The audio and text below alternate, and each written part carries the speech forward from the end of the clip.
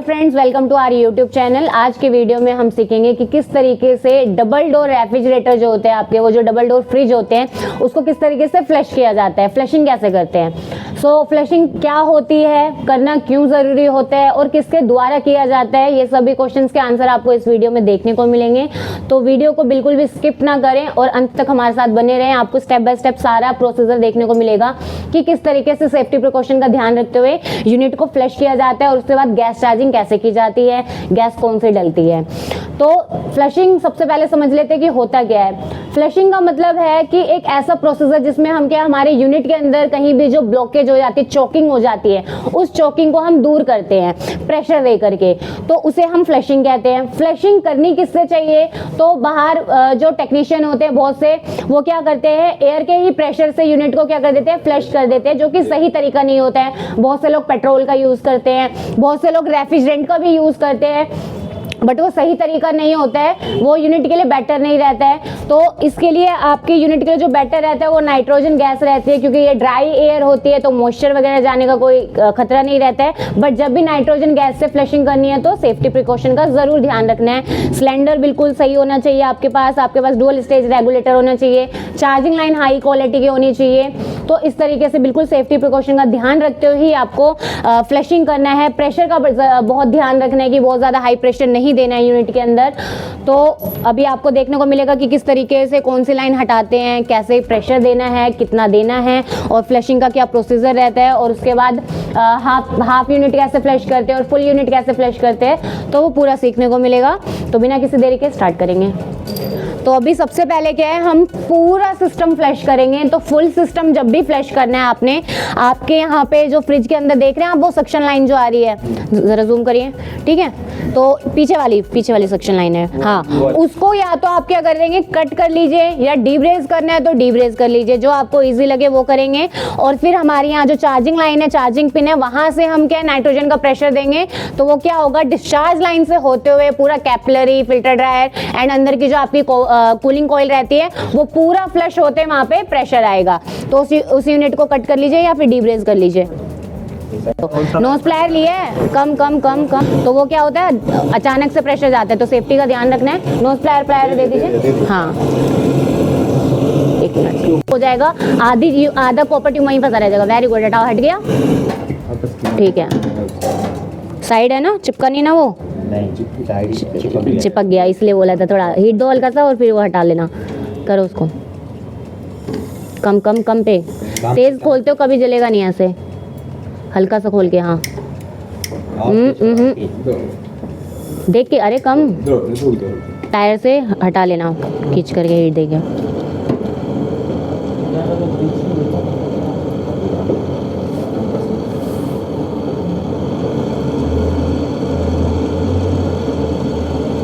हटाओ,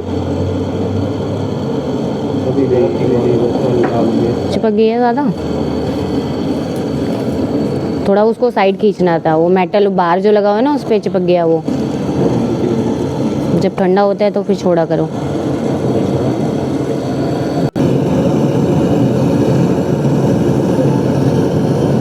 अनुज, फ्लेम थोड़ी दूर रखो, इतने पास से जब जल्दी हीट नहीं होगा, हाँ बस, बढ़ाओ हल्की फ्लेम। तो रेड हॉट होगा ना, हाँ, तो आगे करने की कोशिश करिएगा उसको ज़रा, वो थोड़ा ऊपर लग रहा है मुझको भी।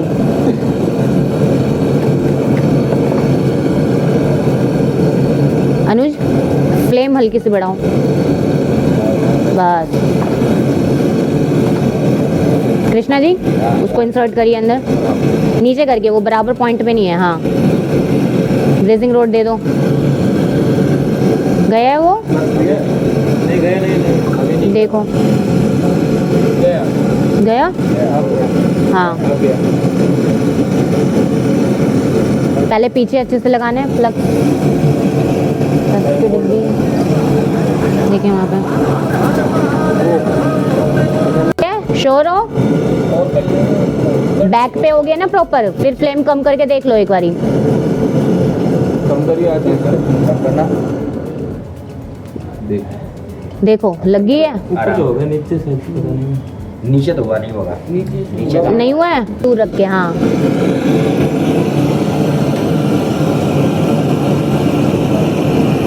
ठीक,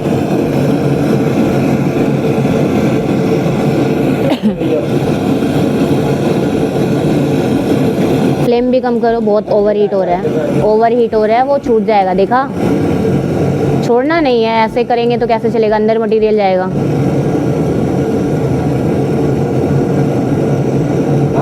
फ्लेम कम करो, एक लेयर और मारो और उसके बाद फ्लेम कम करो, बंद करो, बस बंद कर दो, अभी मत छोड़ना आप। ना छोड़ो। पता है कभी भी फ्लश करना है तो कंडेंसर की लाइन कटेगी, जो कि अभी आगे करवाऊंगी, ठीक है? यहाँ तक क्लियर है सबको? कोई डाउट है? कोई डाउट नहीं है ना? अब चार्जिंग लाइन कैसे कनेक्ट करेंगे बताओ? केस की कौन सी वाली लगेगी लाइन, मेन पोर्ट या साइड वाली? ये वाली लगेगी। कौन सी वाली? वो नहीं, नाम बताइए मुझको। साइड पोर्ट लगेगी, आउटपुट वाला मैम ना, ये वाली लगेगी मैम, मेन वाली, मेन। कितने लोग कह रहे हैं ये वाली साइड की लगेगी? साइड की सारे? ये वाली गलत। आउटपुट लगेगा, इनपुट इसमें। बीच वाली जो होती है ये मेन पोर्ट की चार्जिंग लाइन है, ये गेज से डायरेक्ट कनेक्ट है, तो हमेशा ये सिस्टम से कनेक्ट होगी, और हम जो ये नाइट्रोजन का प्रेशर देंगे वो साइड वाली से, याद रखिएगा ये लाइन, ठीक है? बस ठीक है, अब यहाँ से टाइट करिए लगा के, ठीक है? इधर देख लो, ध्यान दो, पहले हमने सिलेंडर खोला, उसके बाद यहाँ से धीरे धीरे टाइट करना स्टार्ट करेंगे। यहाँ से इसको जब टाइट करते हो तो यहाँ पे आपको ये वाला जो गेज है, ये वाली जो साइड है, ये आपका स्टैंडिंग प्रेशर बताता है, यानी आपका इंटरनली सिलेंडर के अंदर क्या प्रेशर है, और ये वाला जो गेज है ये बताएगा कि आप कितना छोड़ रहे हैं अपने यूनिट के लिए, यानी कितना प्रेशर आप आउटपुट दे रहे हैं। तो जैसे जैसे अभी यहाँ ये टाइट करेंगे ना, देखना धीरे धीरे प्रेशर बढ़ेगा, लगाइए, धीरे धीरे करना है, ध्यान इस चीज का देना है, एकदम से नहीं करना है, ठीक है? देखिए बढ़ना स्टार्ट हो गया, लगभग देखिए 0 से ऊपर बढ़ गई है, 25 PSI के लगभग जा रहा है। कितना देना है? तो 80 से 100 ही रखना है, कम रखना है। फ्रिज है, AC नहीं है, बड़ी यूनिट नहीं है, ट्यूबें आपकी छोटी छोटी है, तो उसका ध्यान रखते हुए, ठीक है? वहाँ देखो हल्का हल्का प्रेशर आना स्टार्ट हो रहा है, देखो यहाँ से सुई ऊपर होने लगी, अभी नहीं आ रहा, अभी नहीं आ रहा, मैं देखते हैं, इसे तो ऊपर होने लगी, क्योंकि कैपिलरी लगी हुई है, तो कैपिलरी क्या होती है, वहां से प्रेशर क्या कर देती है, लो कर देती है, तो काफी टाइम लगेगा। यहाँ से तो आप खोल रहे प्रेशर, पर वहां अचानक से एकदम फ्री नहीं आएगा, बिल्कुल नहीं आ रहा, और यहाँ से आप प्रेशर दे रहे तो आपको वैसे ही अनुमान लग जाएगा कि आपका सिस्टम पूरा चौक था कैपिलरी के पास से, जो सक्शन से कुछ भी प्रेशर नहीं आया, ठीक है? 75 to 80 देना, 80 देना, 80 के लगभग आ रहा है, हल्का हल्का, हाँ 80 तक करिए, 100 तक कर सकते, कोई दिक्कत नहीं है। हाँ बाहर वाली पॉइंट ना, नहीं, अंदर वाला PSI वाला स्केल देखना है ना, अंदर वाला। अब उसको धीरे धीरे होल्ड करना है, जब भी फ्लश करते हैं पूरा एकदम से नहीं रोकते रास्ता, रीजन एकदम से रोक देंगे तो रोक लिया उसने, जब आप बीच में धीरे धीरे छोड़ते हैं ना, तो वो प्रेशर के साथ साथ जो ऑयल जो रस्टिंग रहता है उसको भी बहाते हुए लेकर के आता है ना। हाँ यहाँ पे 80 दिखा रहे हैं ना, ठीक है? वहाँ पे कितना दिखा रहा है? सो यहाँ पे भी 80 कहीं से तो लीक हो रहा है, ऐसा लग रहा है चार्जिंग लाइन। सीधे करो, आवाज आ रही है, यहाँ सोप सॉल्यूशन लगाना जरा, आवाज आ रही है, ऐसा लग रहा है लीक है। देखो कैपिलरी के पास से आपने कट किया, जो भी प्रेशर था बचा हुआ वो देखो आ रहा है। अगर कैपिलरी चौक रहती, यहाँ कट करने पे कोई भी प्रेशर नहीं दिखाता, तो आपको पता चल जाता पीछे का पीछे आपका सारा प्रेशर क्या हो रखा है, होल्ड हो रखा है, ठीक है? अभी क्या करना है आपने, इसको या तो ट्यूब कटर से कट कर लीजिए यहाँ से फिल्टर ड्रायर, या डीब्रेज कर लीजिए, जो ज्यादा इजी लगता है आप वो कर सकते हैं, ठीक है? अनुज बीच में रख के रोलर पे थोड़ा ढीला ढीला कर इसको, ढीला कर बीच में, यहाँ पे। हाँ घुमाओ,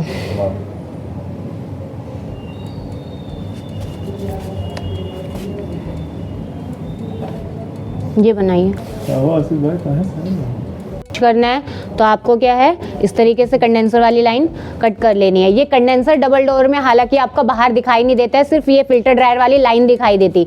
ये जुगाड़ है कि कभी इनकेस आपके यहाँ पे मान लीजिए कस्टमर के यहाँ गए और आपकी लीकेज क्या निकलती है कंडेंसर में, क्योंकि प्रेशर डाउन जा रहा है बट आपको लीकेज नहीं मिलती है, तो उस कंडीशन में ये बाहर से जुगाड़ बिठाना होता है कि बाहर से अलग से जाली ला करके स्क्रू वगैरह पे टाइट करनी होती है और फिर इस तरीके से सिस्टम जोड़ा जाता है। ठीक है, ठीक है। अभी क्या है, अभी हाफ सिस्टम फ्लश करा रही हूँ, यानी सिर्फ कंडेंसर फ्लश होगा। तो सेम अगेन अब यहाँ से हम नाइट्रोजन गैस से आपका क्या है प्रेशर देंगे और वहाँ पे जो सेम प्रोसीजर अभी आपने किया था ना, वही सेम प्रोसीजर होगा। यहाँ पे इसी तरीके से थंब रख करके आपने फ्लश करना है, बट ये जो फ्लशिंग होगी वो आधा सिस्टम फ्लश हो रहा है, यानी कंडेंसर से फ्लश हो रहा है। पूरा सिस्टम आपने ऑलरेडी कर दिया है। एयर का प्रेशर क्यों नहीं देना चाहिए, क्योंकि एयर के प्रेशर से बहुत से लोग बाहर करते हैं, ईजी पड़ता है, सिलेंडर उठाना नहीं पड़ता, बट उसमें एक चोकिंग होने के चांसेस ज्यादा बढ़ जाते हैं, क्योंकि मॉइस्चर रह जाता है, मॉइस्चर नहीं निकलेगा, वैक्यूम ढंग से प्रॉपर नहीं हुआ है तो आपको चोकिंग की दिक्कत दोबारा फेस करने को मिलेगी, ठीक है। तो इसलिए बेटर नाइट्रोजन गैस है, ठीक है। तो यहाँ से खोलिए अब आप, तो धीरे धीरे देखिए, यहाँ से हम जैसे खोल रहे हैं वैसे प्रेशर बढ़ रहा है, देखो वहाँ पे भी दिखने लग गया है, ठीक है। करिए धीरे धीरे धीरे धीरे। हो गया 80। नहीं अभी नहीं, अभी तो 50 गया होगा, है ना। नहीं 80 आ गया, मैं 80 आ गया। नहीं यहाँ नहीं हुआ है, अभी डालिए। यहाँ तो 80 हो गया। मतलब वहाँ से 80 मतलब है उससे जाना। आ रहा है ऑयल वगैरह नहीं आ रहा है क्योंकि मेरा सिस्टम चौक नहीं है, पर कस्टमर के यहाँ पे ऑयल निकलता है, एक्चुअल में बहुत ज़्यादा ऑयल निकलता है जब चौकिंग रहती है, रस्टिंग वगैरह बहुत ज़्यादा। कब तक फ्लशिंग करना है? जब तक फ्लश करना है जब तक हाथ में बिल्कुल क्या है ड्राई एयर तक नहीं आने लगे। अगर आपके पास हल्का हल्का ऑयल भी आ रहा है तब तक उसको अच्छे से क्लीन करना है। थोड़ा बहुत भी आपका क्या ऑयल जो चढ़ा हुआ है, गंदी रस्टिंग वगैरह है, वो नहीं रहनी चाहिए। जब प्रॉपर तरीके से क्या होगा, आपका क्लीन आने लगे तो ही आपने करना है। रोक रोक करके करिए इस तरीके से। और बढ़ाना मैंने? नहीं काफ़ी है, ये भी वैसे ही है। सोप सॉल्यूशन लाना।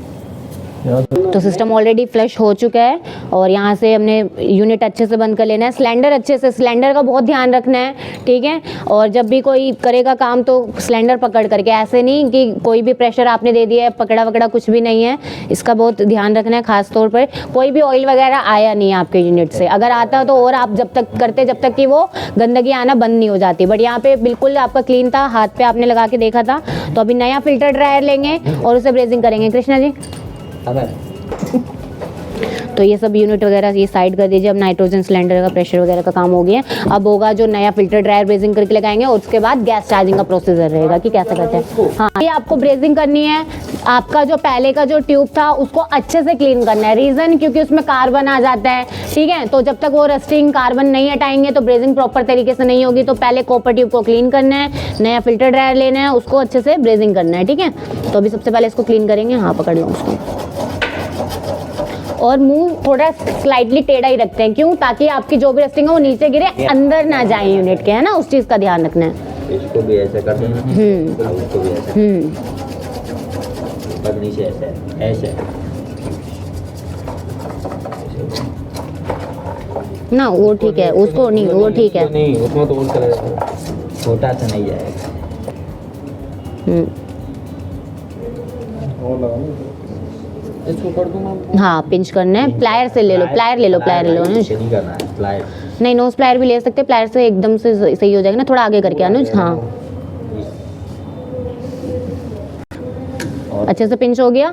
जो भी अभी पकड़ेगा फिल्टर ड्रायर पकड़ के रखना है, ठीक है। क्योंकि हीट दोगे तो वो क्या है, स्लाइटली ऑलरेडी थोड़ा सा नीचे डाउन जा रहा है तो क्या है वो नीचे भगेगा। तो अच्छे से पकड़ के रखना है उसको। और ज़्यादा क्या है, जब हीट दोगे तो मूव नहीं करना है, नहीं तो मटेरियल अंदर जाने का चांस रहेगा। पकड़ कर रखना जब तक ठंडा ना हो जाए। टॉर्च ले लिया, ब्रेजिंग रोड ले लिया, मोड़ रखा है। प्रॉपर लगाना है, आगे लग जाता है टाँका, पीछे लगाने में प्रॉब्लम होता है, इसलिए पहले पीछे का फिल करना है फिर आगे, ठीक है। करो कोशिश क्या करनी है कि आपके ही कॉपर ट्यूब पे ज़्यादा हीट पड़े, क्योंकि इसका जो कॉपर रहता है वो ज़्यादा हार्ड मटेरियल नहीं रहता है, ठीक है। तो वो जल्दी हीट हो जाता है। तो ज़्यादा आपको कोशिश यही करनी है, थोड़ा सा इधर लगाओ, नहीं कोई दिक्कत नहीं, कॉपर टू कॉपर है।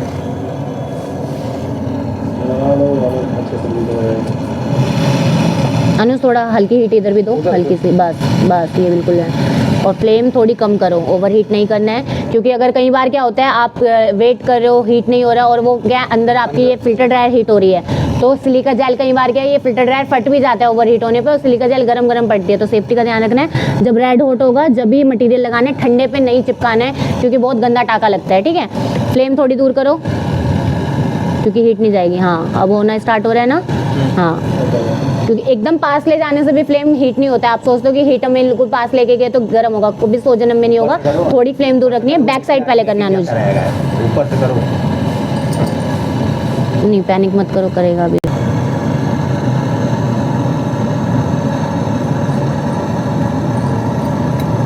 लग गया है? हाँ अब एक लेयर इधर लगा दो बस इस पे,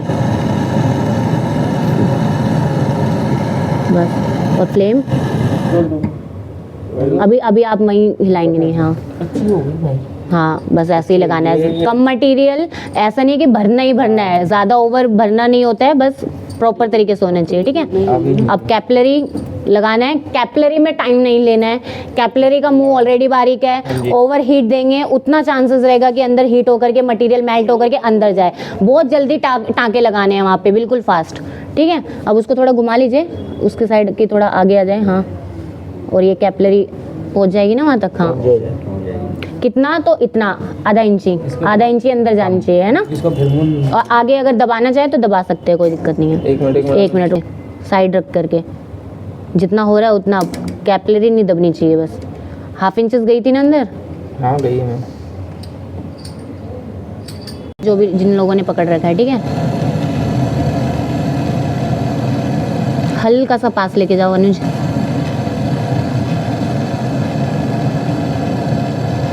हीट फैल रही है तुम्हारी। अंदर जा रहा है।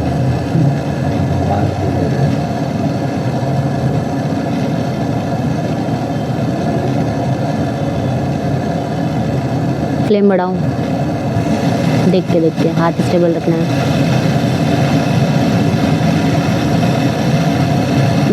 कैपिलरी हुई है सिर्फ, थोड़ा वो भी होने देना, नहीं तो मटेरियल नहीं चिपकेगा।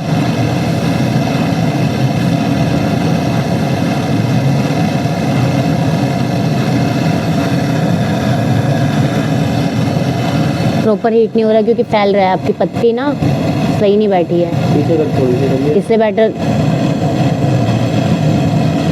इससे बेटर था कि पत्ती हटा ही देते, ऐसे तो हीट ही नहीं होगा, वो फैल रही है वो हीट। आग लगा देगा फिर से आपको को देखते तो क्यों जा रहा है। ठीक है, एक मिनट रुको। पत्ती या तो और दूसरा नोज प्लायर नहीं है क्या, है ना। तो पत्ती थोड़े वैसे मोड़ो उसको, क्योंकि वो फ्लेम ना फैल रही है तो प्रॉपर हीट नहीं मिल रहा है उसको। फैल रही है अभी।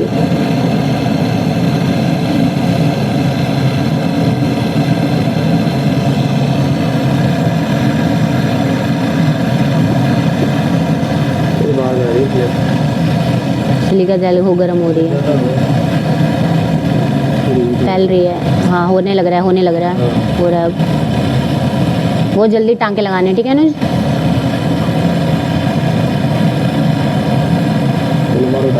नहीं अभी नहीं हुआ।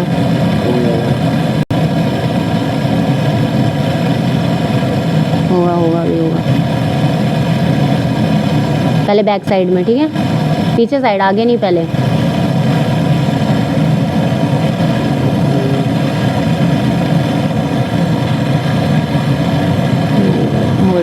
होगा अभी मेल्ट होगा।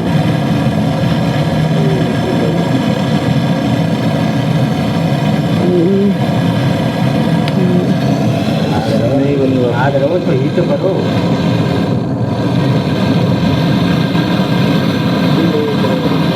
वो पत्ती फैल गई ना, हो जाएगा अभी एक टांगे में। हो गया। पीछे पहले लगाओ, नहीं वो वाला नहीं, मटेरियल दिखाओ वो उसका। हाँ, अब लगाओ।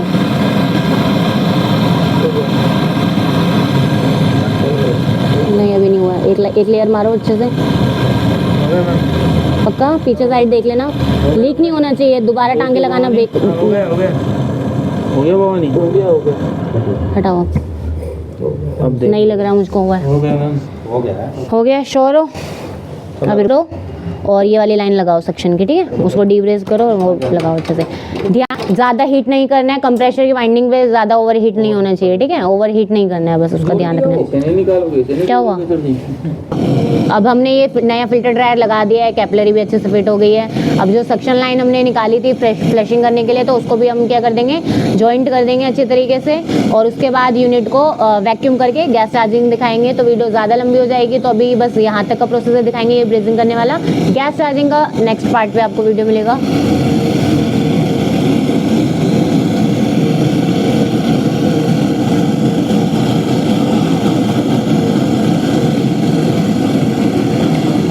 इसमें पत्ती वैसे हुई है, हाँ ज़्यादा इसमें वो हो गई है, हीट हो ही नहीं रहा। कहाँ हो रहा है? पत्ती ठीक करो, वो हीट अजीब सी हो रही है, अभी भी फैल रही है, वो कहीं और ही जा रही है।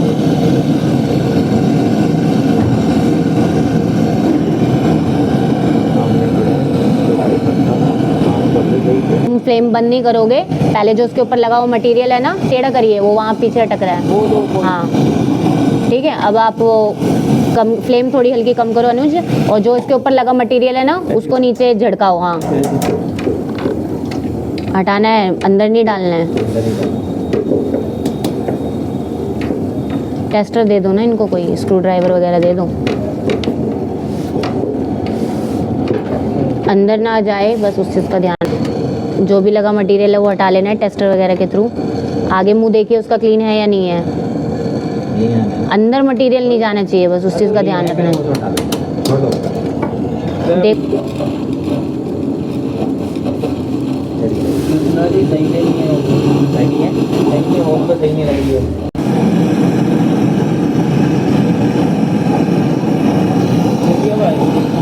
तुरंत टांके लगाने, उतनी देर का काम है नहीं वो। अभी अंदर तो जाना, टाका कैसे लगा? अंदर गया है, नहीं हटाओ 1 मिनट। हो गया है वो नहीं है बस, क्योंकि ऑलरेडी ब्रेजिंग हो गया। बस बैक साइड में करो फ्लेम तेज। कोई नहीं, तुम कर। आप हाथ का ध्यान रखिए, 1 मिनट लगना जाए, बस वो पीछे नहीं करना है ट्यूब। हाँ बैक साइड में ध्यान रखना है। अनुज थोड़ी फ्लेम तेज करो, हल्की तेज कर रही हूँ भाई। तेज करिए बस, फ्लेम थोड़ी दूर।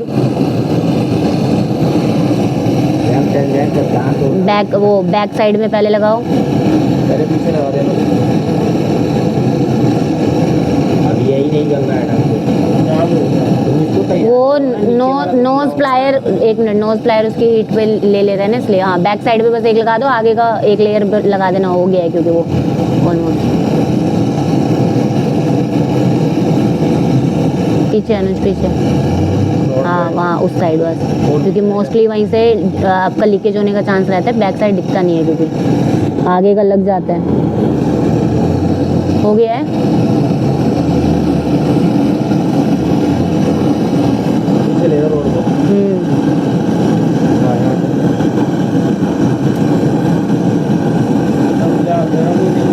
नहीं हुई है ना, फ्लेम देखो ना, हीट कहाँ जा रही है। बस अब एक आगे मार लो और फिर फ्लेम धीरे धीरे कम करना स्टार्ट कर दिया करो।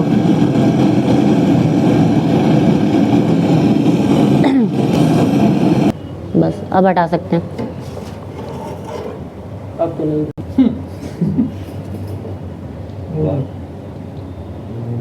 बहुत काम है फील्ड में। तो यूनिट वगैरह फ्लशिंग हो गया, ब्रेजिंग हो गया, नया फिल्टर ड्रायर लगा लिया। इसके बाद का क्या प्रोसीजर रहता है, सिस्टम को वैक्यूम करके गैस चार्जिंग। अब वैक्यूम करते हैं तो आपने अभी हमने इसमें क्या किया था, नाइट्रोजन का प्रेशर दिया था, तो सेफ्टी के लिए हमने क्या किया था, पिन, चार्जिंग लाइन की पिन निकाल ली थी जो मेरे हाथ में है।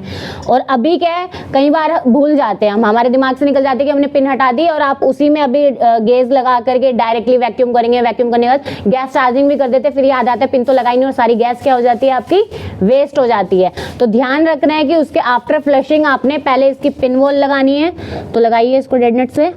और पिन लगाने के बाद क्या करना है, अगर आपको लगता है कि आपका जो आपने जॉइंट लगाया ब्रेजिंग की 1% हो सकता है लीकेज होने का चांस, तो इसमें नाइट्रोजन का ही प्रेशर दे करके वेट करिए और लीकेज टेस्ट करिए, ठीक है। और अगर लगता है आपको कि आपने ब्रेजिंग सही किया है, तो यूनिट को वैक्यूम करके, वैक्यूम से भी पता कर सकते हैं कि सिस्टम में आपके लीकेज है या नहीं। कैसे करते हैं, तो आपको सबसे पहले ये समझना है कि वैक्यूम के लिए आपको कंप्रेशर नहीं लेना है, सिंगल स्टेज का वैक्यूम पंप ही लेना है, क्योंकि वैक्यूम पंप से ही आपका क्या होता है, प्रॉपर वैक्यूम होता है। अब कितने देर करना है, क्योंकि एसी में तो हम बोलते हैं कि जितना ज्यादा देर करे उतना बेटर रहता है, आधा घंटा पौना घंटा करना होता है। आपका यूनिट यहाँ पे छोटा है, तो फ्रिज के अंदर आपको आधा घंटा करने की जरूरत नहीं होती है। नॉर्मली आप इसको 5 से 10 मिनट के लिए वैक्यूम करिए सिस्टम को। वैक्यूम करने के बाद यूनिट को वैक्यूम की ही पोजीशन में रखना है आपको। 10 मिनट वैक्यूम की ही पोजीशन में वेट करिए। अगर वो सुई जो -30 जाती है, आपकी वैक्यूम दिखाता है, वो उठ करके 0 की तरफ बढ़ जाती है, तो आपको पता चल जाएगा कि यूनिट में अभी भी कहीं ना कहीं लीकेज है। जब भी उसने एयर ले ली कहीं से, तो उससे आपको कंफर्म हो जाएगा कि यूनिट में अभी भी लीकेज है, इस तरीके से, ठीक है। तो अभी हम वैक्यूम पंप लाएंगे और यूनिट को वैक्यूम करेंगे। अभी यूनिट के लिए तो सिंगल स्टेज का वैक्यूम पंप ले लिया हमने। बीच वाले पोर्ट की यानी मेन पोर्ट की चार्जिंग लाइन कनेक्ट की हमने अपने कंप्रेसर से, अपने यूनिट से, और साइड पोर्ट के चार्जिंग लाइन को हमने कनेक्ट किया अपने वैक्यूम पंप से। ठीक है, चार्जिंग लाइन सही से लगानी है क्योंकि अभी आपने पिन लगाई है तो पिन वाली साइड ही लगेगी उधर, और पिन दबनी चाहिए। अगर पिन नहीं दबेगी तो कोई फायदा नहीं है, क्योंकि जब आप गैस चार्जिंग भी करेंगे तो अंदर नहीं जाएगी यूनिट के। ठीक है, चालू करिए वहाँ से। ये खुला है? हाँ, गेज ओपन है वहाँ से, वो चालू करने का। गेज खुला हुआ है, यहाँ से चालू कर लीजिए। ठीक है, अब ये देखो स्टार्ट हो गया है। नीचे नहीं जा रहा है, पिन नहीं दबे ढंग से। बंद करना पड़ेगा? नहीं एक मिनट करेंगे, ज़्यादा देर यूनिट आपको वैक्यूम नहीं करना होता है। ठीक है, इसकी निडल क्या आती है, थोड़ी सी 0 से ऊपर की हल्की से, इस वजह से वो पूरा प्रॉपर -30 नहीं जाएगा, दिखाएगा इसके अंदर।